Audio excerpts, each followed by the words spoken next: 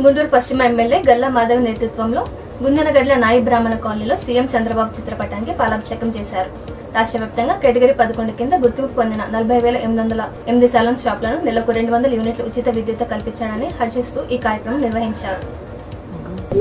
అందరికీ నమస్కారం అండి. ఈరోజు నాయి బ్రాహ్మణ్ కాలనీ 39వ డివిజన్లో ఉన్నాము.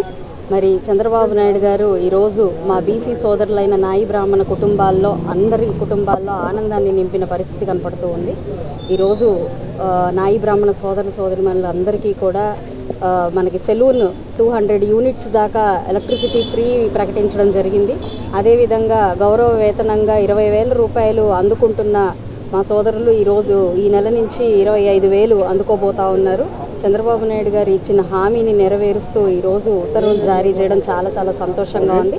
టీపీసీసీ ఉపాధ్యక్షుడు మాజీ ఎంపీ అజారుద్దీన్ ఢిల్లీలో సీనియర్ నేత సోనియా గాంధీని కలిశారు. రాష్ట్ర రాజకీయ పరిణామాలు, కాంగ్రెస్ సంక్షేమ పథకాలు ఆమెకు వివరించారు.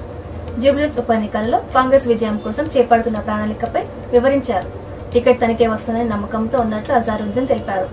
ఇప్పటికీ నియోజకవర్గంలో అభివృద్ధి పనులు ప్రారంభించామని, కాలనీలు, బస్తీలు సమస్యలు పరిష్కారం దిశగా చర్యలు తీసుకుంటున్నామని తెలిపారు. సీసీ రోడ్లు, వరద నీటి కాలువలు నిర్మిస్తున్నట్లు వివరించారు.